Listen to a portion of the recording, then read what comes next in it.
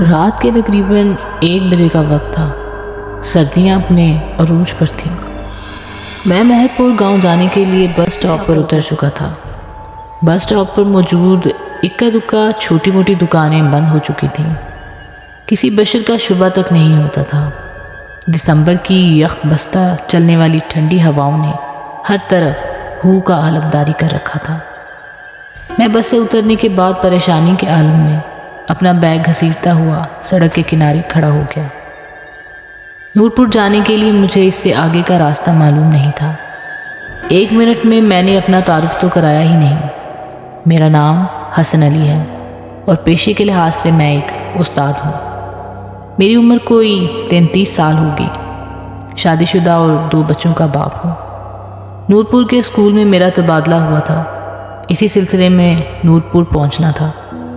School کے principal نے مجھے خط میں بتا دیا تھا کہ اسکول کا چپراسی مجھے بس سٹاپ پر ٹانگے سمیت ملے گا، پھر وہی مجھے اسکول سے متعلقہ سرکاری رہائش میں لے جائے گا۔ مگر وہ بیچارہ شاید میرا انتظار کرتے کرتے واپس چلا گیا تھا، کیونکہ نورپور جانے والی ایک بس مجھ سے چھوٹ گئی تھی۔ دوسری بس نے مجھے 1 بجے یہاں لا کر کھڑا کر دیا۔ دھند کی وجہ سے ہر طرف بیاباں نظر آتا تھا۔ میں پریشانی کے عالم میں جہاں تک ممکن تھا دیدے پھاڑ پھاڑ کر چاروں طرف دیکھ رہا تھا۔ سردی سے میری ٹانگیں کپ کپانا شروع ہو گئی تھیں۔ یہ اس بات کا اشارہ تھا کہ جلد سے جلد مجھے اپنے لیے ٹھہرنے کا انتظام کر لینا چاہیے، جو کہ فی الحال نظر نہیں آ رہا تھا۔ میں نے بیگ میں رکھی ٹارچ نکالی اور اسے بٹن دبا کر آن کیا۔ اتنے میں میرے کانوں میں لاٹھی ٹکنے کی آواز آنے لگی، جیسے کوئی بوڑھا شخص آہستہ آہستہ سڑک پر لاٹھی ٹیکتے ہوئے میری طرف آ رہا ہو۔ میرا دل اضطراب کے مارے اچھلنے لگ گیا۔ میں نے ٹارچ کا رخ آواز کی سمت کیا، مگر دھند کی وجہ سے روشنی شرما کر جیسے واپس آ گئی تھی۔ آواز بدستور میری طرف بڑھ رہی تھی، مگر پیولا تک نظر نہیں آ رہا تھا۔ کافی دیر تک آواز آتی رہی تو میں نے خود بے چین ہو کر آواز کی سمت بڑھا، شاید کسی کو میری ضرورت ہو۔ میں بیگ کو سائڈ پر کر کے چل پڑا۔ تھوڑی دور چلا مگر کوئی بندہ نہ بندے کی ذات نظر آئی۔ آواز تھی جو کہ آئی جا رہی تھی۔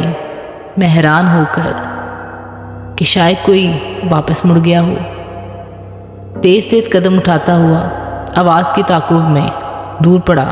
دوڑتے دوڑتے میں بھی بھول گیا کہ مجھے نورپور جانا تھا اور میں کسی چکر میں لگ گیا ہوں۔ طیش میں آ کر میں نے ہوا میں مکہ لہرایا اور پلٹ کر واپس چل پڑا۔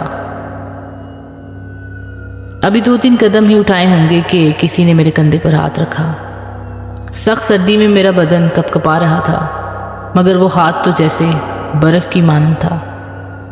پہلی بار خوف کے مارے میرے پورے بدن میں سنسنی پھیل گئی اور میں نے ڈرتے ہوئے اپنی گردن پیچھے موڑی۔ میرے سامنے ایک بوڑھا جس نے سردی کی وجہ سے منہ پر دیہاتیوں کے جیسے کپڑا لپیٹ رکھا تھا، کپ کپاتے ہاتھ سے لاٹھی تھامے ہوئے مجھے دیکھ رہا تھا۔ بوڑھے کو یوں سردی میں ٹٹرتا دیکھ کر میرا سارا غصہ فر ہو گیا اور میں نے خیرت سے پوچھا، بابا جی آپ کہاں تھے؟ آپ کی لاٹھی کی آواز سن کر میں نے آپ کو بہت ڈھونڈا مگر آپ نظر نہیں آئے۔ بیٹا میں چلتے چلتے تھک گیا تھا، ذرا دیر کے لیے سستانے بیٹھ گیا۔ وہ میرے خدایا اچانک میرے منہ سے نکلا۔ آواز کے پیچھے میں پاگل ہو کر دوڑ رہا تھا۔ شاید اس بے چینی میں میری نظر بیٹھے ہوئے بوڑھے پر نہ پڑی ہو۔ میں نے دل ہی دل میں خود کو کوسا اور بوڑھے کا ہاتھ پکڑ کر پوچھا، آپ نے کہاں جانا ہے؟ بوڑھے نے سر اٹھا کر میری طرف دیکھا اور کہا، میں اس علاقے میں نیا آیا ہوں۔ شاید میں بوڑھے کی نظر اور پہچان کا قائل ہو گیا۔ جی بابا جی، میں ابھی یہاں آیا ہوں، نورپور اسکول کا نیا استاد ہوں، شہر سے یہاں تبادلہ ہوا۔ نے بوڑھے کے سوال کا جواب دیا، تو یہاں کیا کر رہے ہو؟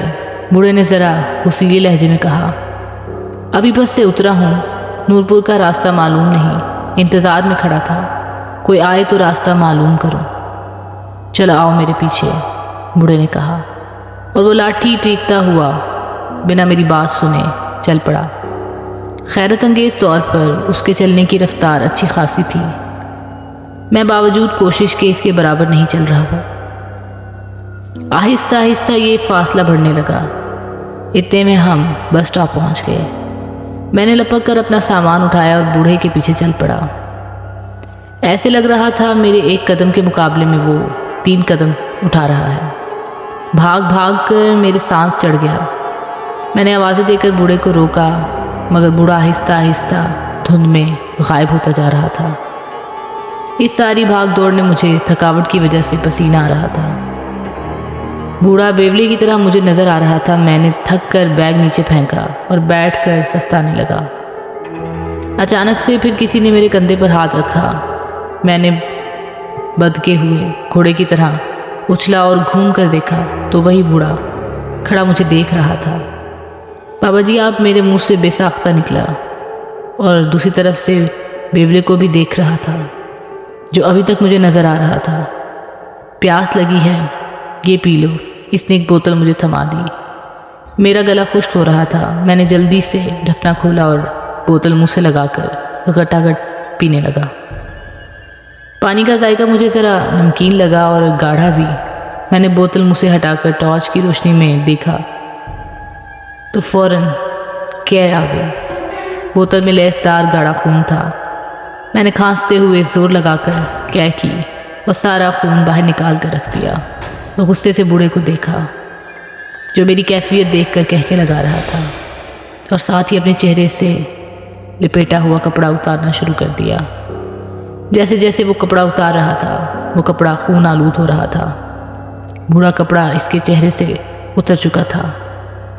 اس کی خوفناک شکل دیکھ کر میرے اوسان قطع ہو گئے۔ منہ پر صرف دانت تھے جس سے خون رس رہا تھا۔ اوپر نیچے کے دونوں ہونٹ غائب تھے، ناک کی جگہ بس گڑے تھے۔ اوپر سے اس کی شیطانی ہنسی میں میری جان نکال، اور اسے غلیظ چہرے کو اور بھیانک۔ میں نے جلدی سے بیگ چھوڑا اور ٹارچ ہاتھ میں لیے چیختا چلاتا سمت کی تعین کیے بغیر بھاگ پڑا۔ بس اتنا پتہ تھا جہاں بھاگا جا رہا ہوں وہ جگہ جھاڑیوں سے اٹی پڑی، کانٹے دار جھاڑیاں میری ٹانگوں کو لگ لگ کر زخمی کر رہی تھیں۔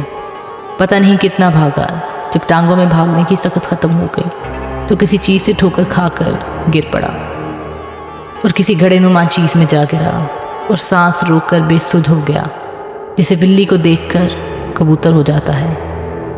جب سے بھاگا تھا تب سے وہ شیطانی ملا نظر نہیں آئی۔ میں گڑھے میں دبکا پڑا تھا کہ اتنے میں ایک بار پھر وہیں لاٹھی کی ٹک ٹک کی سنائی دینے لگی، جو ایک بار پھر میری طرف بڑھ رہی تھی۔ سر سے پاؤں تک جسم کے بال مارے خوف کے کھڑے ہو گئے تھے۔ جی کرتا تھا زور زور سے چلاؤں، ساری دنیا کو اپنی مدد کے لیے بلا لوں جو میرے ساتھ بیت رہا تھا۔ ایسا تو کہانیوں میں ہوتا ہے، مگر زندگی بھی تو کبھی کبھی کسی کہانی کا روپ دھار لیتی ہے، اور پھر یہ کہانی اپنی مرضی کا اختتام کرتی ہے۔ میں نے ہاتھ میں پکڑی ٹارچ لائٹ آن کر کے گھڑے میں روشنی کی تو نیا دھچکا لگا۔ جہاں میں گرا پڑا تھا وہ گڑھا نہیں، ایک ٹوٹی ہوئی قبر تھی۔ مطلب میں بھاگتے بھاگتے کسی قبرستان میں آ گیا تھا۔ قبرستان کا سوچ کر خوف کی ایک اور لہر پورے جسم میں پھیل گئی۔ لاٹھی کی ٹک ٹک کی آواز ابھی بھی آ رہی تھی کہ یکا یک ایک ہاتھ نے میری گردن پکڑی۔ ہاتھ کا لمس محسوس کر کے سمجھ گیا یہ وہی شیطان بلا ہے۔ خوف کے مارے میری چیخ بھی نہ نکل سکی۔ ہاتھ میں بلا کی طاقت تھی۔ اس نے مجھے تنکے کی طرح گھڑے سے نکال کر زمین پر پھینک دیا۔ میں نے روتے ہوئے کہا، مجھے مت مارو، میں نے تمہارا کیا بگاڑا ہے، مجھے چھوڑ دو، میرے چھوٹے چھوٹے بچے ہیں۔ ہا ہا ہا ہا ہا ہا۔ اس نے ایک لمبا کہکا لگایا اور بولا، مجھے پیاس لگی ہے، تیرا خون پینا ہے، مجھے بھوک لگی ہے، تیرا گوشت کھانا ہے۔ رات کے اس پہر جب دنیا سو جاتی ہے تو شیطان اپنے شکار پر نکلتے ہیں۔ آج میرا شکار تو ہے، تجھے میرے ہاتھوں سے بچانے والا کوئی نہیں۔ یہ کہہ کر اس نے اپنا ہاتھ میری طرف بڑھایا۔ وہ مجھ سے کافی دور کھڑا تھا۔ مگر اس کا ہاتھ لمبا ہوتا ہوتا میری گردن پر پہنچ چکا تھا۔ اس کے سخت کھردرے ناخن میری گردن میں چبھ رہے تھے۔ میں نے اس کا ہاتھ پکڑا اور جھٹکا دے کر اپنی گردن آزاد کروائی اور ایک بار پھر کانپتی ٹانگوں سے بھاگنا شروع کر دیا۔ دہشت اور خوف کے مارے قبروں سے ٹکرا ٹکرا کر بار بار گر رہا تھا۔ بھاگتے بھاگتے میری نظر قبرستان میں اگے درختوں پر پڑی۔ وہاں چھوٹے چھوٹے بچے پرندوں کی مانند ٹہنیوں پر بیٹھے مجھے گھور رہے تھے۔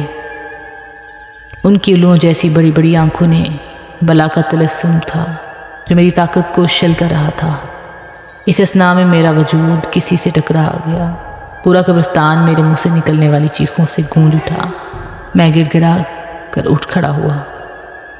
سامنے جو دیکھا تو ایک باریش سفید کپڑوں میں ملبوس نورانی چہرے والے ایک بزرگ کھڑے تھے۔ میں جلدی سے بھاگ کر ان کی طرف بڑھا۔ وہ چیخنے لگا، مجھے بچا لو، مجھے بچا لو، وہ شیطانی بلا میرے پیچھے پڑی ہے۔ اس بزرگ نے ہاتھ کی انگلی اپنے ہونٹوں پر رکھتے ہوئے مجھے خاموش رہنے کا اشارہ کیا۔ اتنے میں میرے پیچھے وہی شیطانی بلا لاٹھی سے ٹک ٹک کرتی آ رہی تھی۔ بزرگ نے مجھے کہا، بولو، زور سے بولو، حق ہو اللہ ہو، ہر درد کی دوا اللہ ہو، مشکل کشا اللہ ہو۔ جیسے اس کے منہ سے ہو کی آواز نکلی، درختوں پر بیٹھے بچوں نما پرندے پھڑپڑا کر اڑنے لگے۔ پورے قبرستان کی فضا ان سے بھر گئی۔ بوڑھا جو میرے قریب آ چکا تھا بزرگ نے چیختے ہوئے مجھے کہا، بولو، حق ہو اللہ ہو۔ میں نے زور زور سے دیوانہ وار بولنا شروع کر دیا، حق ہو اللہ ہو۔ بوڑھے کے ہاتھ میں لاٹھی گر گئی اور وہ سر تھامتے ہوئے زمین پر گر گیا، پھر ایک گدھ کی شکل اختیار کر کے اڑ گیا۔ میرے باختہ حواس ورد کرتے کرتے کنٹرول میں آ رہے تھے۔ دل کی بے چین دھڑکنیں پرسکون ہونے لگیں۔ میں اس بزرگ کو دیکھنے جا رہا تھا جس کا چہرہ چاند کی طرح چمک رہا تھا۔ میں نے آگے بڑھ کر اس کے ہاتھ چومنے چاہے، مگر وہ تو ہوا کی مانند کھڑا مسکرا رہا تھا۔ پھر مجھ سے مخاطب ہوئے، بیٹا، انسان کے اندر خوف اور ڈر پیدا کر کے اس پر قبضہ کرنا شیطانی طاقتوں کا سب سے بڑا ہتھیار ہوتا ہے۔ تو اپنے دل کو ہر وقت اللہ کے ذکر سے پرسکون رکھو۔ پھر ہوا کے جھونکوں کی طرح وہ بزرگ بھی ہوا میں تخلیل ہو گیا۔ میں انہیں جاتا دیکھ ہی رہا تھا کہ میرے کانوں میں آواز پڑی، اللہ اکبر، اللہ اکبر۔ فجر کی اذان کی آواز تھوڑے فاصلے سے آ رہی تھی۔ میں آواز کی سمت چل پڑا۔ تھوڑی دیر میں ایک گاؤں میں داخل ہو گیا جس کے بورڈ پر نور پور لکھا ہوا تھا۔ مسجد کے امام صاحب سے اسکول کی چپڑاسی کا پتہ معلوم کر کے میں اسے اپنے لیے الاٹ کیا اور گھر کھلوایا۔ میری حالت دیکھ کر وہ پریشان ہو گیا۔ اس کو میں نے بس اتنا کہا کہ آوارہ کتے میرے پیچھے لگ گئے تھے، سامان والا بیگ بھی کہیں گر گیا ہے، بڑی مشکل سے یہاں پہنچا ہوں۔ اس نے مجھے اپنے گھر سے دھوتی اور قمیض لا کر دی۔ نہا دھو کر میں نے گاؤں کی مسجد میں نماز پڑھی۔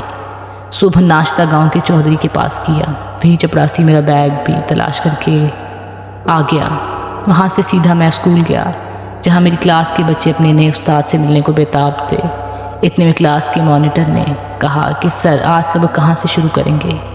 تو میں نے کہا، سبق وہی سے شروع کریں گے جو آج مجھے ملا ہے، حق ہو اللہ ہو، ہر درد کی دوا اللہ ہو، مشکل کشا اللہ ہو، حق ہو۔